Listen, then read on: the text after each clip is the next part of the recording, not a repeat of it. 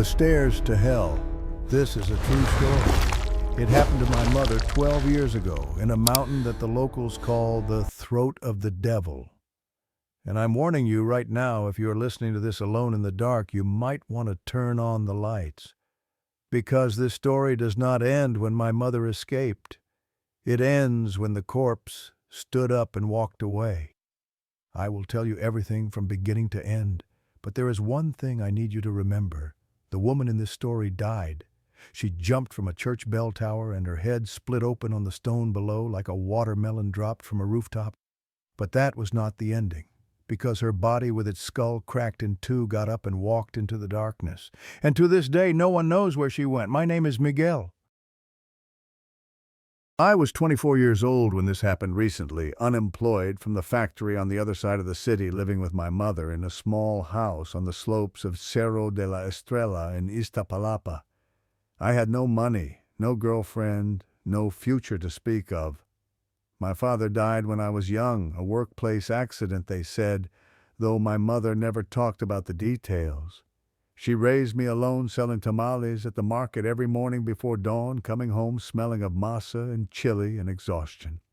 Doña Carmen, my mother, was the strongest woman I ever knew. She did not believe in ghosts or demons or any of that superstitious nonsense that the old people in our neighborhood whispered about after dark.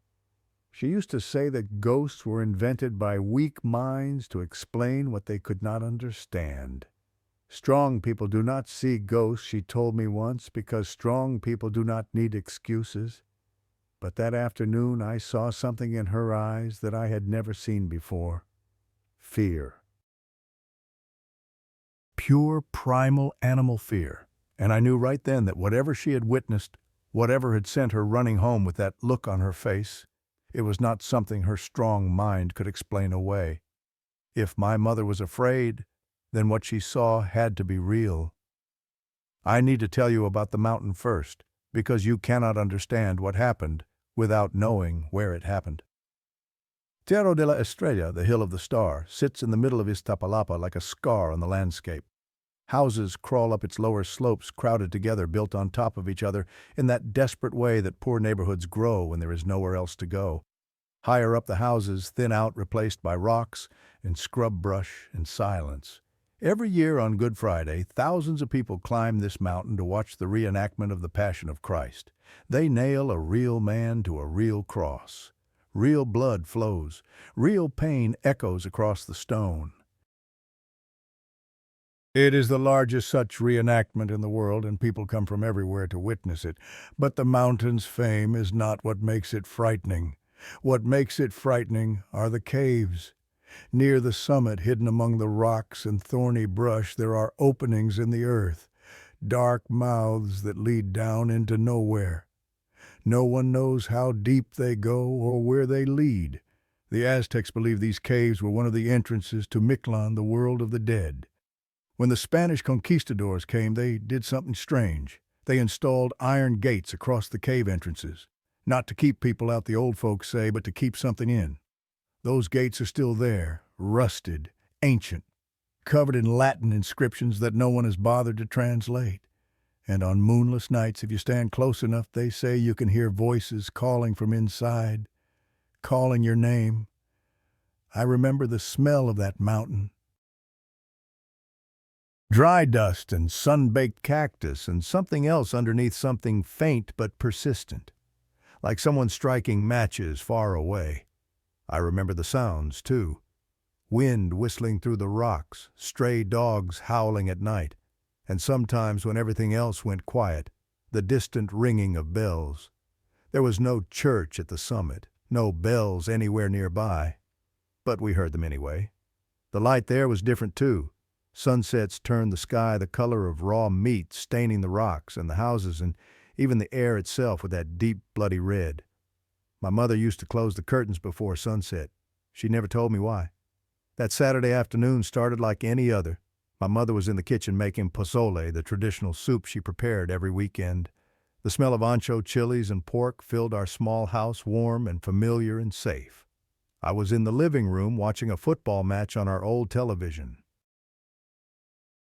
Cruz Azul against America. a rivalry game that had my full attention. It was 3 o'clock in the afternoon, I remember, because Cruz Azul had just missed a penalty kick, and I looked at the clock in frustration. My mother appeared in the doorway, wiping her hands on her apron. "Watch the pot for me," she said. "I need to run to the market for cilantro. 15 minutes, no more." I nodded without looking away from the screen. The door closed behind her.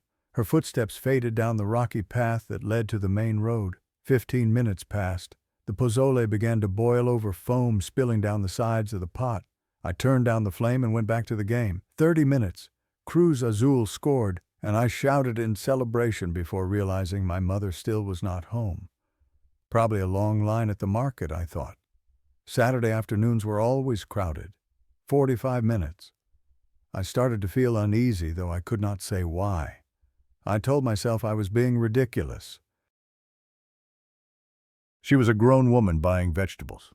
Nothing to worry about. 1 hour. I called her cell phone. No answer. Just that empty ringing that goes on until the voicemail picks up. Maybe her battery died, I told myself. Maybe she ran into a neighbor and stopped to talk. Maybe the market was more crowded than usual. I was looking for logical explanations. That is what the human mind does when something feels wrong. It searches for reasons, for rational causes, for anything that makes the world seem normal and safe. I was very good at finding logical explanations. I had been doing it my whole life, but deep in my gut I already knew something was wrong. 1 hour and 15 minutes after she left, the front door flew open. Not opened, flew open, as if someone had thrown their entire weight against it. I jumped off the couch, my heart slamming against my ribs. My mother stood in the doorway, but it was not my mother anymore. She stood with her back pressed against the door she had just slammed shut, her chest heaving like she had run a marathon. Her hair had come undone from its usual neat bun hanging wild around her face. My mother never let her hair down. Never. Her white blouse was stained with something gray and ashy, and her feet, I noticed with a jolt of confusion, were bare. She had left the house wearing sandals. Where were her sandals and the smell? The smell coming off her clothes, her skin, her hair. Ash and something older, something that had been burning for a very long time in a place very far from here. But the worst part was her eyes. They were wide open, wider than I had ever seen them. Not surprised, not shocked. This was the look of someone who had witnessed something that the human brain was never meant to process. Her pupils were dilated so far that her brown irises had nearly disappeared. Her hands shook at her sides, not a slight tremor. Violent shaking like she was having a seizure. "Mama," I said, taking a step toward her. My voice came out thin and scared like a child's voice. "What happened?" She looked at me. And in that moment, I did not recognize the woman who had raised me. Those sharp eyes that I knew so well, eyes that had faced down poverty and loss, and 1,000 small cruelties without flinching, were now filled with something raw and primitive, the terror of a hunted animal, the fear of a child seeing darkness for the first time. Her lips moved, trying to form words, failing, trying again. Then she spoke, her voice hoarse and cracked, as if her throat had been scraped raw. "Mijo," she whispered, "Lupe has been possessed by the devil. Lupe, Guadalupe. Our neighbor who lived 3 houses down the slope. A widow in her 50s who lived alone, who went to church every Sunday, who always waved at us when we passed her window." Before I could ask what she meant, before I could say anything at all, my mother screamed. It was not a normal scream. It came from somewhere deep inside her, from a place I did not know existed. A scream that echoed off the walls and burrowed into my bones and made something ancient and terrified wake up in the back of my brain. The kind of scream that humans made before we had language, before we had fire, when we were still prey animals hiding in the dark. Then she walked past me straight into the kitchen and sat down at the table with her head in her hands. I followed her on legs that did not feel like my own. My heart was beating so hard I could feel it in my throat. "Lupe has been possessed by the devil." The words kept repeating in my head, impossible and absurd, and yet looking at my mother's face, utterly believable. I poured her a glass of water from the pitcher on the counter. She grabbed it with both hands and drank it all in one long swallow like someone dying of thirst. "Tell me," I said, trying to keep my voice steady. "What happened?" She looked at me, took a deep breath, and began to speak. She told me that she was walking home from the market, a tomato in one hand and a bag of spices in the other. Just another Saturday afternoon. When she passed Guadalupe's house, she glanced at the window out of habit. She liked to check on the widow, make sure she was doing all right, living alone. And she saw Lupe standing there looking out. Nothing strange about that at first. But then my mother realized something. She had not seen Guadalupe in almost 3 weeks. Not at the market, not at church, not walking down the street. 3 weeks, and my mother had not even noticed. She had been busy, she explained, shame creeping into her voice. Everyone was busy. Nobody pays attention when a neighbor disappears, not until they come back. Lupe waved at her through the window, a slow, beckoning gesture. "Come inside." My mother thought the widow needed help. Maybe she had been sick. Maybe she needed someone to buy her medicine or groceries. So she walked up to the door, and she went inside. The first thing she noticed was the smell. The same smell that was now clinging to her clothes. Ash and something older, something that had been burning in darkness for centuries. She thought maybe Lupe had been burning incense or some kind of herbal remedy. Old people did that sometimes to ward off evil spirits. But this smell was thicker, heavier, as if the entire house had been soaked in it. Then she saw the statues. Guadalupe was a devout woman. Her house was full of religious figures. Jesus on the cross, the Virgin of Guadalupe, San Judas Tadeo with his green robes and his staff. They usually stood on shelves throughout the house, facing outward toward the doors and windows. But that afternoon, every single statue had been turned to face the wall. My mother thought maybe Lupe had been cleaning, had moved them around and forgotten to put them back. Then she looked closer. The eyes of every statue had been gouged out. She reached for her phone, wanting to call me, wanting to hear another human voice. But her phone would not work. The screen lit up, but there was no signal, no bars, nothing, as if the house itself was swallowing all connection to the outside world. She told herself it was because the house was old, the walls were thick, the signal was weak. She put the phone back in her pocket and decided to leave quickly to call me from outside. But then Guadalupe appeared. She was standing in the middle of the living room. My mother had not seen her when she first walked in. The room had been empty. And then suddenly Lupe was there, as if she had grown up from the floor. She stood completely still. Not the stillness of a person waiting or resting, the stillness of a statue. My mother could have sworn she was not even breathing. Then Lupe took a step backward, and her knees bent the wrong way. My mother's voice cracked when she told me this part. Her knees bent backward, she said, like a bird's legs, not buckling forward, but bending in the opposite direction, in a way that human joints are not supposed to move. She heard a sound, a dry, cracking noise like someone breaking a dead branch. But Lupe did not cry out. She did not even seem to notice. And then my mother heard the chewing, a slow, rhythmic sound. Lupe's jaw moving up and down, grinding something between her teeth. A sound like someone crushing glass, or eggshells, something brittle breaking into smaller and smaller pieces. My mother wanted to ask what she was eating, but her mouth had gone dry. Then Lupe opened her mouth. And my mother saw. She was chewing pieces of broken mirror. Shards of glass glinting between her teeth. Her mouth was full of blood, her tongue sliced in a dozen places, but she showed no pain. She was smiling.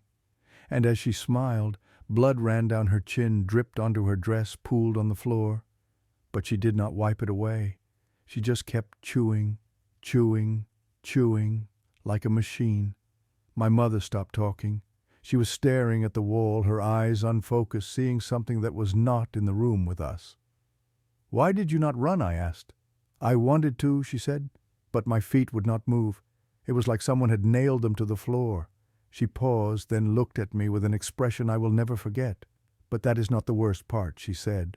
The worst part is what Lupe told me about where she had been. She was in the caves on the mountain.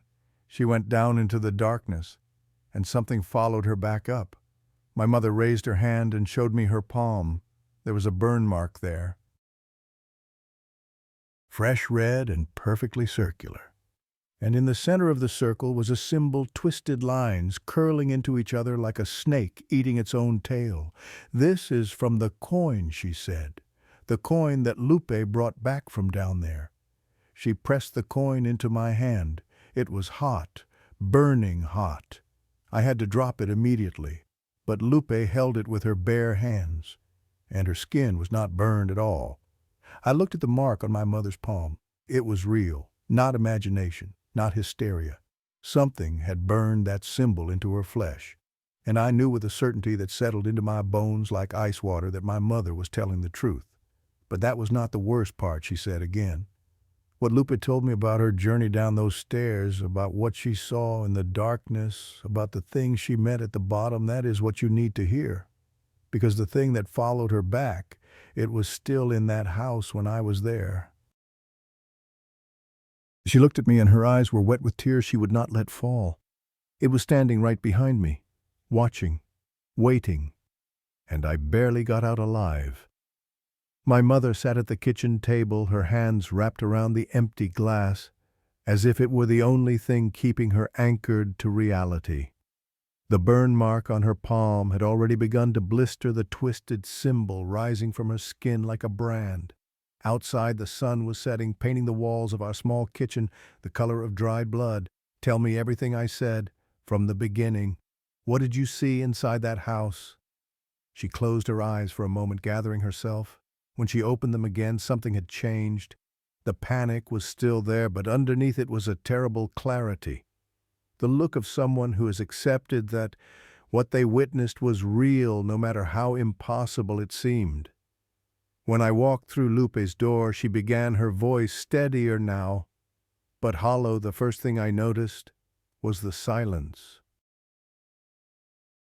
"You know how houses have sounds, mijo? The refrigerator humming, floorboards settling, pipes creaking in the walls. Her house had none of that. It was like stepping into a vacuum. Like all the normal sounds of living had been sucked out and replaced with nothing." She paused, rubbing the burn on her palm without seeming to realize she was doing it. "The second thing was the cold.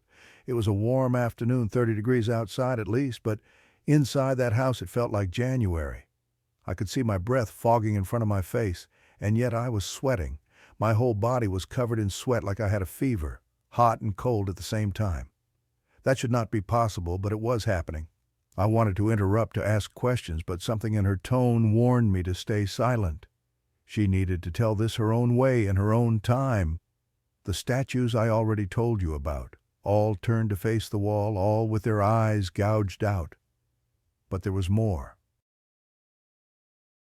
The pictures on the walls, the photographs of her family, her dead husband, her parents, they had all been covered with black cloth, like she was in mourning, or like she did not want them to see what was happening in that house. My mother's voice dropped lower, and the light bulbs, every single one had exploded. There was broken glass on the floor, on the furniture everywhere. The only light came from the open door behind me and a few candles burning on the coffee table. But the candles were wrong too. The flames were not pointing up. They were pointing sideways, toward the back of the house, toward the bedroom, like something was pulling them in that direction. She shook her head slowly. I should have left right then. I knew something was wrong. My body was screaming at me to run, but my feet would not move. It was like they had grown roots into the floor. And then I heard the chewing sound, and then Lupe appeared, and then I saw her knees bend the wrong way, and by then it was too late. "What do you mean, too late?" I asked. "I mean the door closed behind me, by itself. And when I turned to look at it, I saw that the lock had turned. The deadbolt, the chain, all locked, and I had not touched them. A chill ran down my spine despite the warmth of our kitchen. Lupe was standing in the middle of the room, chewing on that broken mirror, blood running down her chin, and she was looking at me with these eyes that were not her eyes anymore. They were the same color, the same shape, but there was something else behind them, something old, something that had been waiting in the dark for a very long time. My mother's hands began to tremble again. Then she spoke, and that was when I knew for certain that Lupe was not Lupe anymore. What did she say? She said, "I went down there, Carmen. I went down to the caves, all the way to the bottom. And nobody noticed I was gone." My mother imitated the voice as she spoke, and even her imitation made my skin crawl. It was flat and wrong, like words being played on a broken speaker. Her voice was strange, my mother continued, like it was coming from far away, from the bottom of a well, or from underground. It did not sound like it was coming from her mouth at all. It sounded like it was coming from somewhere behind her, or inside her. I reached across the table and took my mother's hand, careful to avoid the burn. Her skin was ice cold. She told me she had been sleepwalking, my mother said. One night she woke up, but her body kept moving without her permission, like something else was controlling it. Her feet carried her out of bed, out of the house, up the mountain. She walked for hours in the dark, barefoot, without a coat, without knowing where she was going or why. My mother's grip on my hand tightened. She walked until she reached one of the iron gates. The old gates that blocked the cave entrances, and standing there waiting for her in the darkness was an old woman. What old woman Lupe called her La Vieja de Ceniza, the old woman of ash. She was ancient, so wrinkled that you could barely see her eyes or her mouth, dressed all in black from head to toe, and she smelled like something that had been burning for centuries. The same smell that clung to my mother's clothes. The old woman was holding a baby, my mother continued, a newborn wrapped in white cloth, and here is the part that made me want to scream. The baby spoke.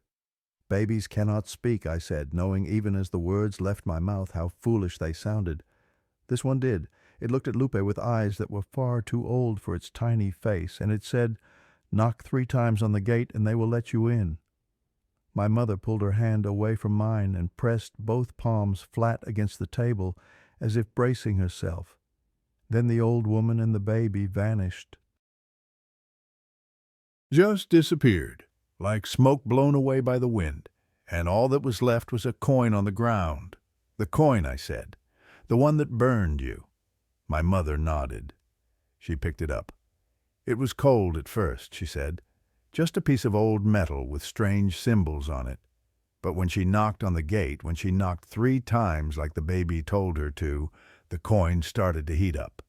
And the gate opened. She went in, and she spent 3 weeks down there. 3 weeks in the darkness, walking down stairs that never ended. 3 weeks. I thought about that. 3 weeks that Guadalupe had been missing, and none of us had noticed. Not me, not my mother, not anyone in the neighborhood. How was that possible? How could a person disappear for 3 weeks and have no one realize they were gone? "Nobody missed me," my mother said, echoing my thoughts. That is what Lupe kept saying, over and over. Nobody missed me. Nobody looked for me. 3 weeks in hell, but not a single person wondered where I was. There was something in those words that cut deeper than fear. A loneliness so profound it was almost worse than the horror. To vanish from the world and have no one notice. To realize that your absence made no difference at all. What did she find down there, I asked. My mother was quiet for a long moment. When she spoke again, her voice was barely a whisper. She described stairs, stone stairs, black and smooth, spiraling down into the earth. She walked for what felt like days, maybe weeks. Time did not work the same way down there. There was no sun, no moon, no way to tell if it was day or night. Just the stairs going down and down and down, and the darkness pressing in from all sides. My mother closed her eyes. She said there was a sound, a ticking sound like a giant clock. But it came from everywhere at once, from the walls, from the floor, from inside her own head. Tick, tick, tick, never stopping. Never changing. Just that endless ticking, counting down to something. Counting down to what Lupe did not know, or she would not say. My mother opened her eyes again, and I saw something there that I had never seen before. Not just fear, Belief. My mother, who had never believed in anything she could not see or touch, now believed in something beyond this world. And that scared me more than anything she had told me so far. Every so often, she continued, Lupe would see something on the stairs, like markers, like warnings. She described animals first, dogs and cats sitting in a row along the edges of the steps. But they were not alive. Their skin was rotting, hanging off their bones in strips. Their eyes were white and clouded, but they were sitting upright, perfectly still, like they were standing guard. I felt my stomach turn. Further down, she found people, bodies lying on the stairs.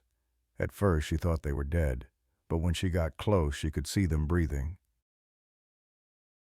Slow, deep breaths like they were sleeping. But they were not sleeping. They had been there for years, decades, maybe centuries. Their faces were old and wrinkled, their hair grown down to the floor, their fingernails curled into spirals. And they would not wake up. No matter what she did, they would not wake up. My mother's voice cracked, but the worst was the children. She stopped. I waited. The silence stretched out between us like a physical thing. She would not tell me what she saw when she found the children. My mother finally said. She just started crying, but not normal crying. Her face did not move, no expression at all, just tears pouring down her cheeks while her mouth kept smiling that horrible broken smile. I thought about Lupe, the woman I had known my whole life, the woman who brought us pan de muerto on Day of the Dead, the woman who always had candy for the children in the neighborhood, the woman who cried at every funeral and laughed at every wedding. That woman had walked down into hell and come back as something else. What was at the bottom, I asked. What did she find when she finally reached the end? My mother looked at me, and in her eyes I saw the reflection of something ancient and terrible. A man, she said, standing at the bottom of the stairs, dressed in a black robe like a monk from the old times, with a hood pulled over his head. A monk, but not a real monk. When Lupe looked at his face, there was nothing there, just darkness, just a hole where his face should be. And he did not speak out loud. His words appeared directly in her head, like he was thinking at her instead of talking. What did he say? He said, "Welcome home." The words hung in the air between us. Welcome home. As if Lupe belonged down there. As if the darkness had been waiting for her all along. Then she woke up, my mother said, 3 weeks later, in her own bed, like nothing had happened. But something had happened. Something had followed her back. And it has been inside her ever since. I sat back in my chair trying to process everything my mother had told me. Caves that led to hell, stairs that went on forever, a faceless monk waiting at the bottom.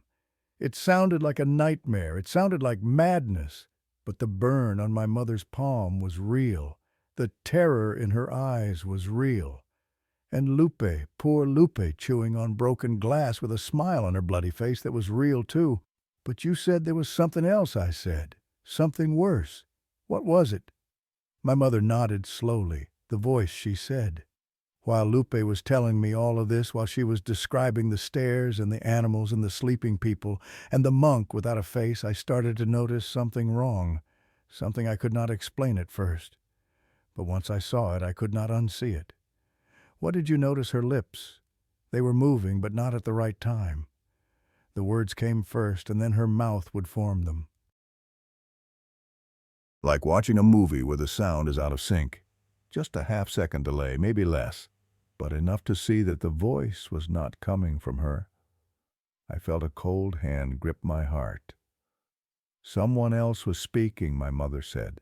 Someone inside her, using her mouth like a puppet. And when I realized that when I truly understood what I was looking at, Lupe started to speak in 2 voices at once. 2 voices, her voice and another voice. Hers was high and thin and scared. The other was deep and rumbling like rocks grinding together underground. And they said the same words at the same time, but not quite together, like an echo that comes before the sound. My mother pressed her hands to her ears as if she could still hear it. Nobody noticed I was gone, she recited, her voice trembling.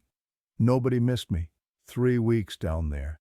and not one person came looking. She said it over and over in both voices, getting louder each time, and the walls started to shake. The candles flickered. The broken glass on the floor started to vibrate and slide toward her like it was being pulled by a magnet. She dropped her hands and looked at me with hollow eyes. I tried to cover my ears, but it did not help. The sound was not coming through my ears, it was inside my head, burrowing into my brain. And I felt something mijo, something I have never felt before. I felt it trying to get inside me too. What do you mean inside you? I mean exactly what I said. The thing inside Lupe, it was reaching out, trying to spread, trying to find a new home. I could feel it pushing against my mind, looking for a way in, like fingers probing a locked door. My mother touched the burn on her palm, and that is when I heard the noise from the kitchen. What noise? A cracking sound, like bones breaking, one after another. I turned toward the kitchen doorway, and that is when I saw it.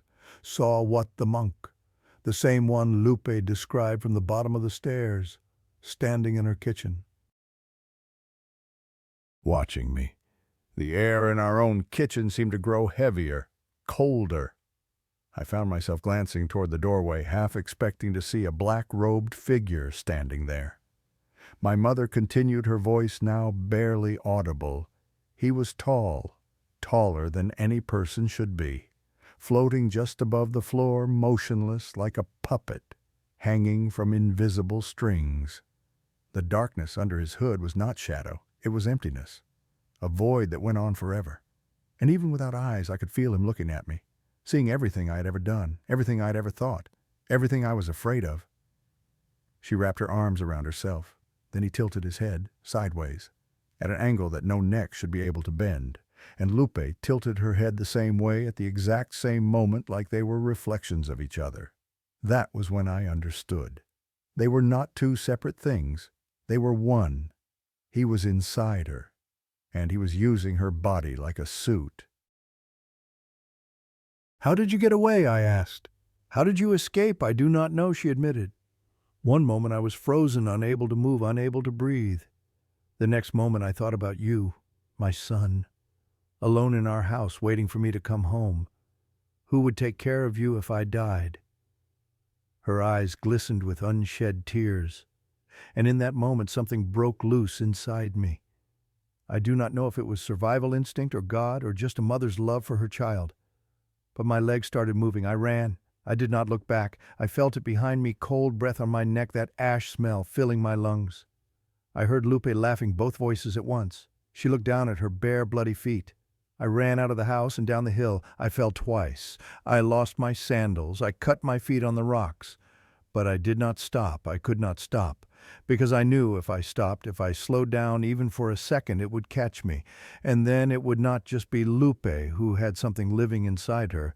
She met my eyes. It would be me too. We sat in silence for what felt like hours.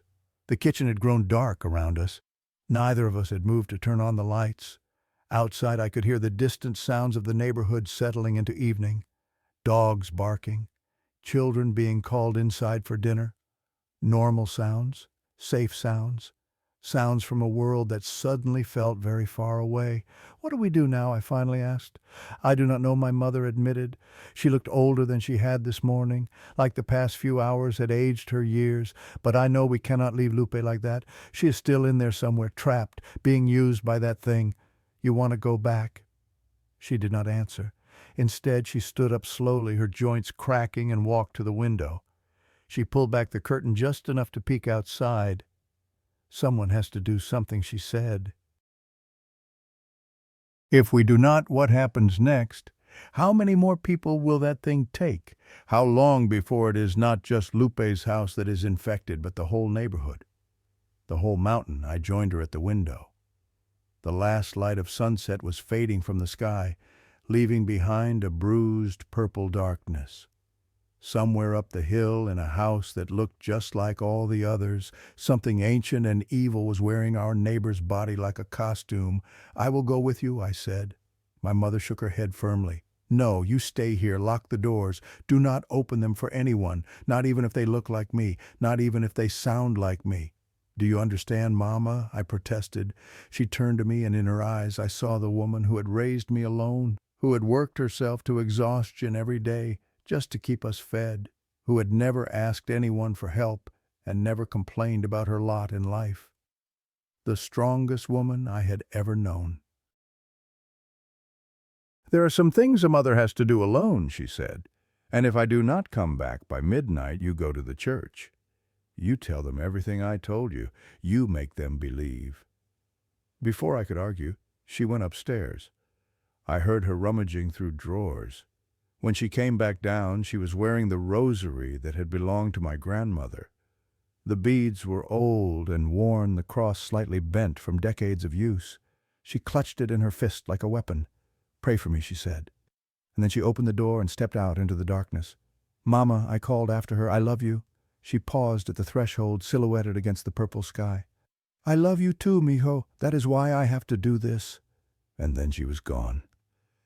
I stood alone in the empty kitchen, listening to her footsteps fade away. The house felt different now, larger, emptier, full of shadows that seemed to shift and move at the edges of my vision. I locked the door. I locked all the windows. I turned on every light in the house, and then I heard it. A sound from the back of the house, from the window that faced the mountain. 3 slow taps against the glass. I froze. My heart stopped beating. My lungs stopped breathing. Every nerve in my body screamed at me to run, to hide, to do anything except turn around and look at that window. The tapping stopped. Silence flooded the house, heavy, expectant, the kind of silence that comes before a storm. I stood there for what felt like hours, staring at the front door, willing my mother to come back, willing the sun to rise, willing this nightmare to end. But it was not going to end. Because whatever had followed Lupe back from the bottom of those stairs, whatever was wearing her body and speaking with her mouth, it knew where we lived now. And it was not done with us yet. The breathing outside my window continued for what felt like hours. I stood frozen in the kitchen, every muscle locked, every nerve screaming. I did not turn around. I did not look. I barely allowed myself to blink. The lights in the house flickered once, twice, then steadied again, but the message was clear. Whatever was out there could reach inside if it wanted to. It was choosing not to. For now. Then, as suddenly as it had started, the breathing stopped. The silence that followed was somehow worse. At least when I could hear it, I knew where it was. Now it could be anywhere. Moving around the house, finding another window, another door, a crack in the wall I had never noticed before. I do not know how long I stood there. Time had become meaningless, stretched and distorted like a reflection in warped glass. But eventually I heard footsteps on the path outside. Human footsteps, multiple sets of them, and voices low and urgent speaking in Spanish. Then my mother's voice clear and commanding despite everything she had been through. "Miguel, open the door. It is me." I wanted to rush to the door immediately, but her own words echoed in my head. "Do not open them for anyone. Not even if they look like me. Not even if they sound like me." "Mama," I called out, my voice cracking. "How do I know it is really you?" A pause. Then her voice again, tired, but with a hint of dark humor. Because if I was the thing pretending to be me, I would not be standing out here asking permission. I would already be inside. Fair point. I unlocked the door with trembling hands. My mother stood on the threshold, but she was not alone. Behind her were 5 or 6 neighbors, people I had known my entire life. Don Ramiro, the butcher from the market. A heavy-set man with forearms like hams and a thick mustache now drooping with sweat. Doña Rosario, the old woman who sold flowers at the cemetery, her wrinkled face pale as paper. Pedro and his wife, Elena, young parents, who lived at the bottom of the hill. And others' faces I recognized but could not name, all wearing the same expression of barely controlled terror. "What happened?" I asked, stepping aside to let them in. "Where is Lupe?" My mother walked past me without answering, heading straight for the kitchen. The others filed in after her, filling our small house with the smell of fear and sweat and that faint ash scent. They had all been near her, near the house, near the thing inside her. "We got her," Don Ramiro said, his deep voice unsteady. He sank into a chair like a man twice his age. "We got her and we took her to the church. The church." I looked at my mother, who was pouring glasses of water for everyone with hands that shook only slightly. "What happened at the church?" My mother handed out the water before answering. She moved mechanically, going through the motions of hospitality, even as her eyes remained distant, haunted by whatever she had witnessed. When I left here, she began sitting down heavily at the table. I went to Lupe's house first. I do not know what I was planning to do. Pray over her, maybe? Try to reach whatever was left of the woman I knew.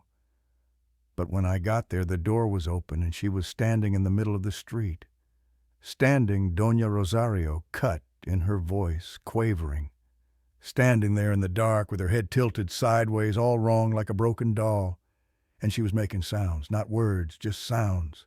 Horrible sounds. My mother nodded. The neighbors started coming out of their houses. They could hear it too. And they could see her. See what she had become. Her knees still bent backward. Her mouth still bloody from the glass. And her eyes, those empty eyes that were not her eyes anymore. She looked at me directly. We knew we had to do something. We could not leave her like that wandering the streets. Sooner or later she would hurt someone. Or worse. "So you caught her," I said. Don Ramiro let out a humorless laugh. "Caught her." He shook his head. "That makes it sound easy.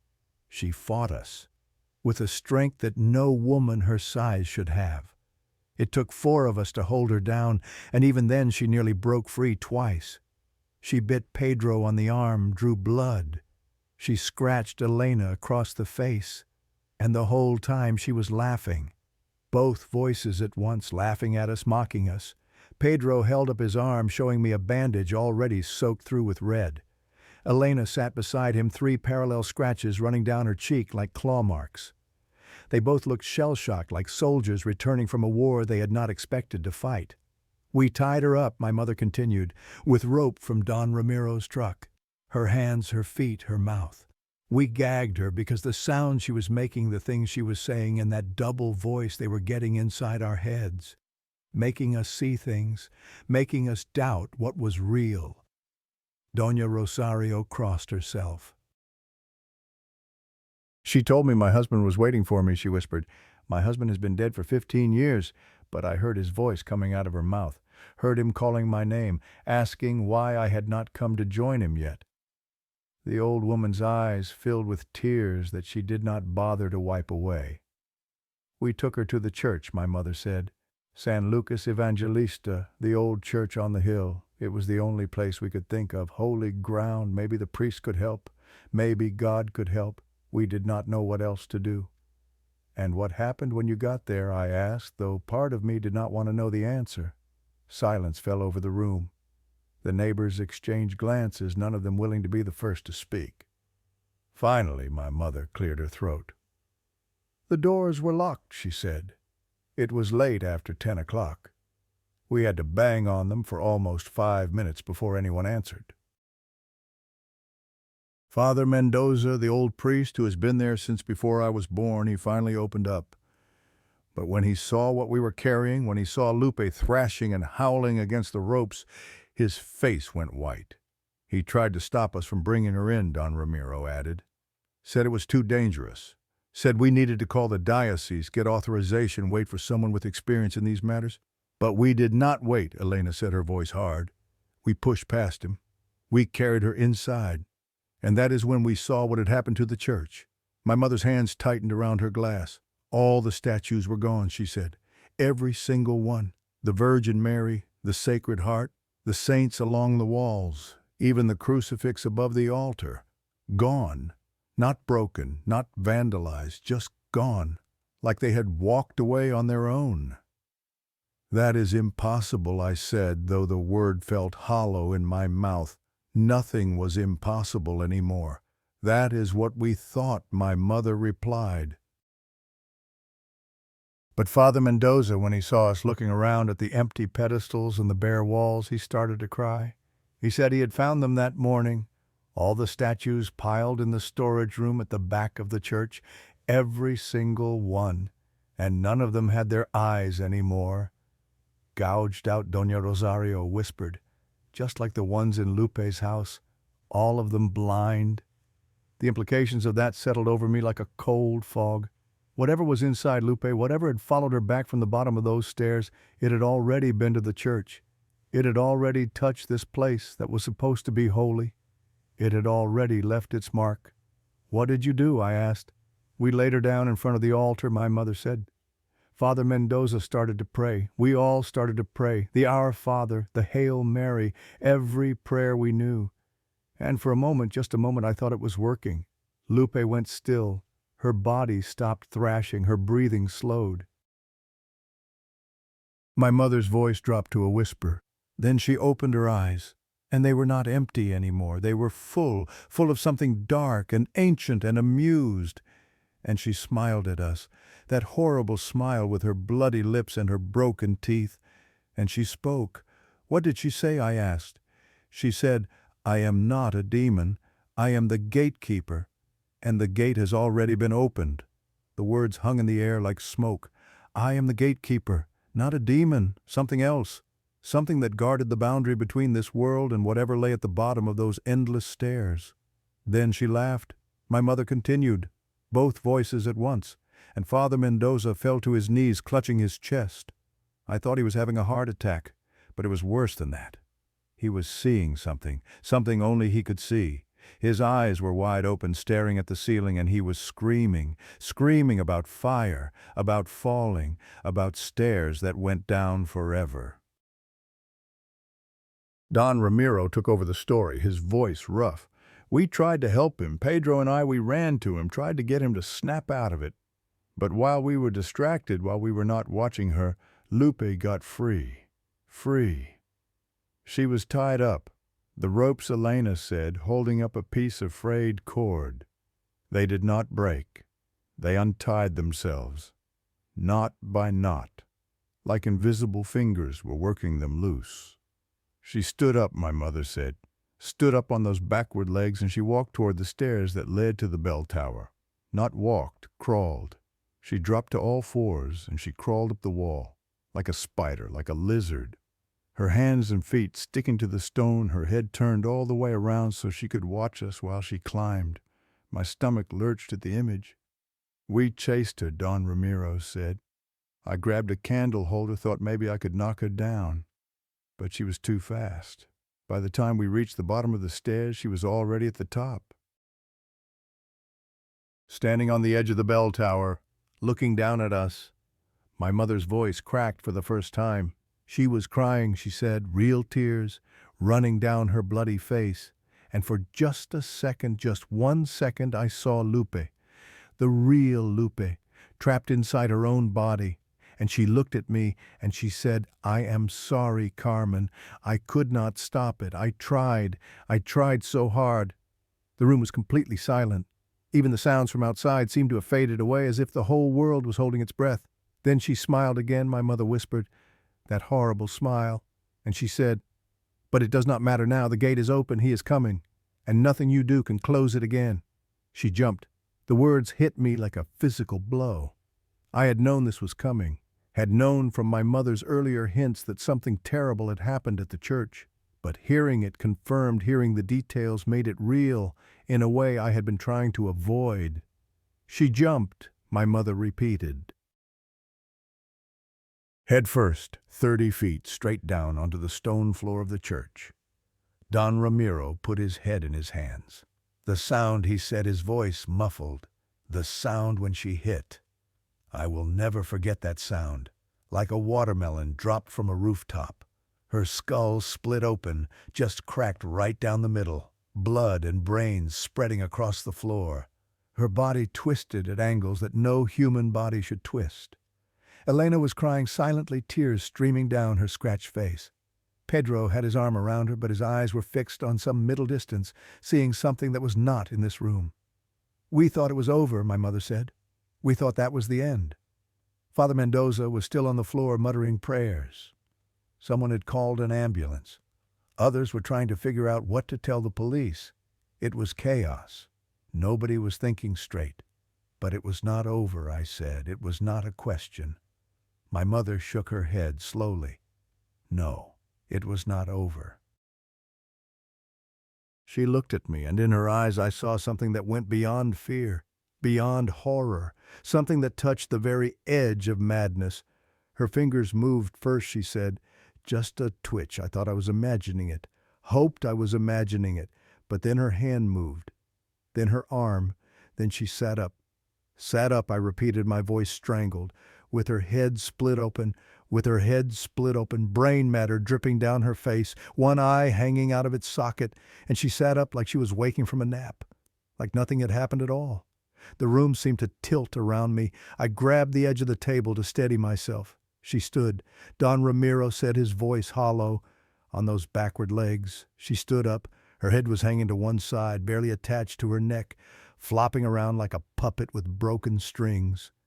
But she stood up, and she walked, Elena added, out the door, into the street. We just stood there and watched her go. None of us could move. None of us could speak. We just watched her walk away into the darkness, leaving a trail of blood behind her. Where did she go? I managed to ask. My mother pointed toward the window, toward the mountain that loomed over our neighborhood. Up, she said, back toward the caves, back toward the gate. The gate, she said, was already open. My mother nodded. We followed her. At a distance, none of us wanted to get close, but we watched her climb, step by step. Her body broken, her head dangling, but still moving, still walking, like death was just an inconvenience, like her body was nothing more than a vehicle and the thing driving it did not care what condition it was in.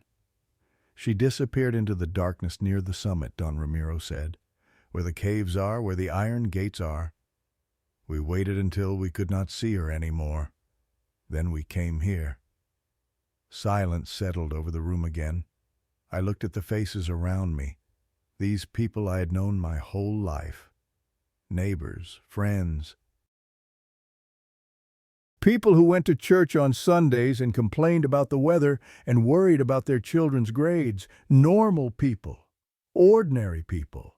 And now they had all seen something that would haunt them until the day they died. What do we do now? Pedro asked. His voice was barely above a whisper. What can we do if she is already dead and still walking, if the church cannot stop her? If the priest cannot help, what chance do we have? No one had an answer. I thought about everything my mother had told me, about the stairs that went down forever, about the gatekeeper waiting at the bottom, about the gate that had been opened and could not be closed. And I thought about what Lupe had said just before she jumped. He is coming, not it, he, someone specific, someone the gatekeeper served, someone who had been waiting at the bottom of those stairs for God knows how long, waiting for someone foolish enough to knock 3 times on the iron gate. Mama, I said slowly. When Lupe was talking, when she was describing what she saw down there, did she say anything about who the monk was, about what he wanted? My mother frowned, thinking back through the nightmare of the past few hours. She called him the one without a face, she said. El monje sin rostro. She said he was old, older than the caves, older than the mountain, older than the people who lived here before the Spanish came. He had been waiting there in the dark since before humans learned to write, keeping watch over something even worse. Even worse, she said the stairs did not end at him. They kept going, down and down into a darkness so complete that even he was afraid of it. And at the bottom of that darkness, at the very bottom where no light had ever reached, there was a door. A door to what? My mother looked at me, and in that moment she seemed very old and very tired. She did not say, or maybe she did not know. But whatever's behind that door, it has been locked for a very long time. And the gatekeeper, the thing inside Lupe, I think it is trying to find the key. The key. I thought about the coin that had burned my mother's palm, the coin with the strange symbols, the coin that Lupe had used to open the iron gate. The coin, I said, Is that the key? I do not know, my mother admitted. But when Lupe gave it to me, when it burned that symbol into my hand, I felt something, just for a second, like a door opening in my mind, and behind that door I could almost see. She stopped shuddering. See what stairs, she whispered, going down, into the dark. And at the bottom, looking up at me, something smiled. I reached across the table and grabbed her hand, the one without the burn. It is over now, I said, trying to sound convincing. Lupe is gone. The thing inside her is gone. Maybe it went back down. Maybe it found what it was looking for. But it is gone. My mother looked at me with eyes that held no hope. You do not understand, mijo. The gate is open now. She opened it when she knocked 3 times. And gates once opened do not close by themselves. Something has to close them, or something has to come through. The lights in the house flickered again.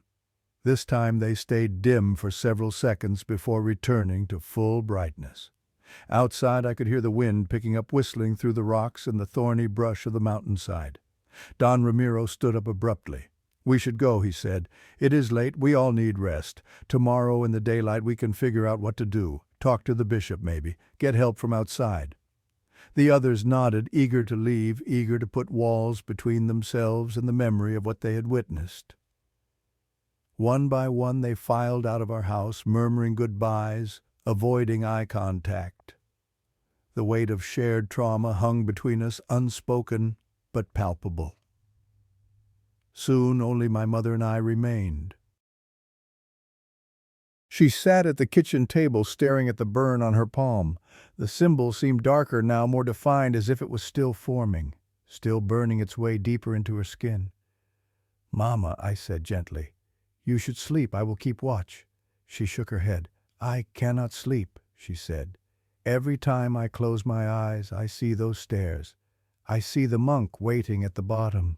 And I hear that voice in my head, the deep one, the one that spoke through Lupe. What is it saying?" She looked up at me and I saw tears forming in her eyes for the first time since she had come home. "It is saying thank you," she whispered. "Thank you for opening the door." I did not know what to say to that. I did not know what to do. So I just sat there with her in our small kitchen while the night pressed in against the windows and something ancient stirred in the caves above us. The hours crept by. My mother eventually dozed off at the table, her head resting on her arms, her breathing shallow and troubled. I watched her sleep and tried not to think about what might be happening up on the mountain. Tried not to imagine Lupe's broken body crawling through the darkness, carrying the gatekeeper back to his post.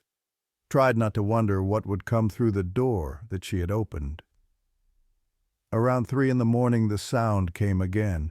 Not at the back window this time, at the front door. 3 slow taps. I went rigid in my chair. My mother stirred, but did not wake. 3 more taps, the same rhythm as before. Slow, patient, almost polite. I crept toward the door, moving as quietly as I could. There was a small window set into the wood, a peephole covered by a sliding panel. I reached for it, then stopped. If I looked, what would I see? 3 more taps. My hand trembled over the panel. Every instinct screamed at me not to look. But I had to know. I had to see what was on the other side. I slid the panel open. The street outside was empty. No one standing on our doorstep. No shadowy figure waiting in the darkness, just the cobblestones and the other houses and the black bulk of the mountain rising against the stars. But on our doorstep, placed precisely in the center of the welcome mat, was a coin. A coin I recognized, the same coin that had burned my mother's palm, the same coin that Lupe had brought back from the bottom of the stairs, the same coin that she had used to open the iron gate. It was back, and it had been delivered to our door like a message. I stared at it for a long time, not daring to open the door, not daring to touch it. The symbols on its surface seemed to writhe in the dim light from our windows, twisting and curling like living things. Then I noticed something else. On the ground beside the coin, drawn in what looked like ash, were 3 words. "Your turn now." I stepped back from the door, my heart hammering against my ribs. The coin sat there, innocent and terrible, waiting to be picked up. waiting to burn its mark into another palm, waiting to open another door in another mind. I did not want to touch it. Every cell in my body screamed at me to leave it there, to pretend I had never seen it, to lock the door and hide under my bed until morning came. But I could not leave it there for someone else to find. A neighbor walking past, a child on their way to school, my mother if she woke up and went outside before I could stop her. I had to move it. I had to hide it. I had to make sure no one else would be marked the way my mother had been marked. I opened the door. The night air hit me like a wave of cold water carrying that faint smell of ash from the mountain. The coin lay there glinting dully in the starlight. I reached down, my fingers closed around the metal. It was cold, ice cold despite the warm night. I picked it up, expecting the burn, expecting the pain, expecting the symbol to sear itself into my flesh. Nothing happened. The coin sat in my palm cold and inert like any other piece of old metal. No heat, no burning, no mark. I let out a breath I did not know I had been holding. Maybe it only worked once. Maybe it had already given everything it had to my mother. Maybe I was safe. But as I stood there staring at the coin in my hand, something shifted at the edge of my vision. A shadow darker than the other shadows moving at the corner of the house. I looked up. Nothing there. Just the empty street and the sleeping houses and the mountain looming overhead. But for just a moment, just a split second before I looked, I could have sworn I saw a figure standing there. Tall, robed in black, with nothing where its face should be. I went back inside and locked the door. I put the coin in a metal box that my mother used for sewing supplies, buried it under thread and needles and scraps of fabric. Then I sat down at the kitchen table and waited for dawn. The sun came up eventually. It always does. And in the light of morning, everything that had happened seemed distant and unreal, like a nightmare that fades as soon as you open your eyes. But the burn on my mother's palm was still there, and deep in my own palm, in a spot I did not notice until I was washing my hands that afternoon, there was a mark, faint, almost invisible, but there. A circle, with twisted lines curling inside it, like a snake eating its own tail. The coin had marked me after all. I just did not feel it happen. That was 12 years ago. 12 years since my mother came home with terror in her eyes and ash on her clothes. 12 years since Guadalupe walked down into the darkness and brought something back with her. 12 years since a dead woman stood up with her skull split open and walked back toward the caves on the mountain. I am 36 years old now. I have a job at an auto repair shop on the other side of the city. I live alone in a small apartment far from Cerro de la Estrella, far from the iron gates, far from the neighborhood where I grew up. I tell myself I moved for work. I tell myself it was just time for a change. But the truth is simpler and more shameful than that. I ran. I ran from the mountain and the caves and the memory of what happened that night. I ran from the house where I grew up, from the doorstep where the coin appeared, from the ash-written words that said, "Your turn now." I ran, and I kept running, putting as much distance as I could between myself and the gate that Lupe had opened. My mother did not run. She stayed in that house on the slope in the shadow of the mountain within sight of the caves. She said someone had to watch. Someone had to keep track. Someone had to make sure that if anything else came through the gate, there would be a witness to sound the alarm. I visited her when I could, which was not often enough. Every time I went back, she looked older, more tired. The burn on her palm had never fully healed. The symbol remained faded but visible, like a brand that refused to be erased. She told me it still burned sometimes, late at night, when the moon was dark, when the wind blew down from the mountain carrying that faint smell of ash. She kept a journal. Detailed notes about everything strange that happened in the neighborhood. Lights seen near the cave entrances, sounds heard after midnight, neighbors who disappeared for a few days and came back different, quieter, with shadows behind their eyes. Most of it was probably nothing. Paranoia, pattern recognition gone haywire, the human mind seeing connections where none existed, but some of it was real. I know that now. Lupe's house still stands. The door has been sealed shut since that night fused closed by the coin that she brought back from below. The coin melted into the wood like it had been heated in a forge, leaving behind a perfect circular impression, with that twisted symbol at its center. No one has been able to remove it. No one has dared to try. The house sits empty windows, dark walls slowly crumbling, while the neighborhood grows around it like flesh healing over a wound. But it is not empty. Not really. Sometimes on moonless nights, people see lights inside, candles flickering behind the dirty glass, and sometimes they hear singing, a woman's voice soft and sad singing lullabies in a language that no one recognizes. I try not to think about what that means. I try not to wonder if Lupe is still in there, still trapped, still being used. I try not to imagine her sitting in the darkness year after year, singing songs to something that is not there. I try not to think about a lot of things, but some things refuse to be forgotten. Last week my mother died, 64 years old. She passed in her sleep, the doctor said, peacefully. No pain, no struggle, just a tired heart that finally decided to stop beating. I went back to Iztapalapa for the funeral, back to the neighborhood I had fled, back to the house where it all began. The mountain loomed over everything just as it always had, its rocky slopes dotted with houses and crowned with thorny brush. The caves were still up there hidden among the rocks. The iron gates were still standing. And somewhere in the darkness beyond those gates the stairs were still descending into depths that no light had ever reached. After the funeral I went through my mother's belongings. Her clothes, her photographs, her rosary, the one that had belonged to my grandmother, the one she had clutched like a weapon on the night she went to confront whatever was inside Lupe. And I found the box. It was hidden at the bottom of her closet underneath old blankets and forgotten shoes.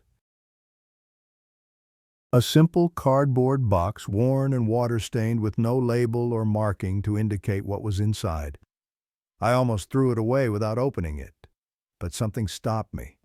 Some instinct, some whisper at the back of my mind that said this was important. I opened the box. Inside were her journals, dozens of them filled with her cramped handwriting documenting 12 years of watching and waiting, newspaper clippings about disappearances and strange deaths, photographs of the sealed door on Lupe's house, the symbol on the coin growing darker year by year, maps of the cave system pieced together from old records and local legends, and at the very bottom underneath everything else was a folded piece of paper. A letter, addressed to me, in my mother's handwriting. I sat on her bed in the room where she had died, and I read. Mijo, the letter began. If you are reading this, then I'm gone, and there are things you need to know.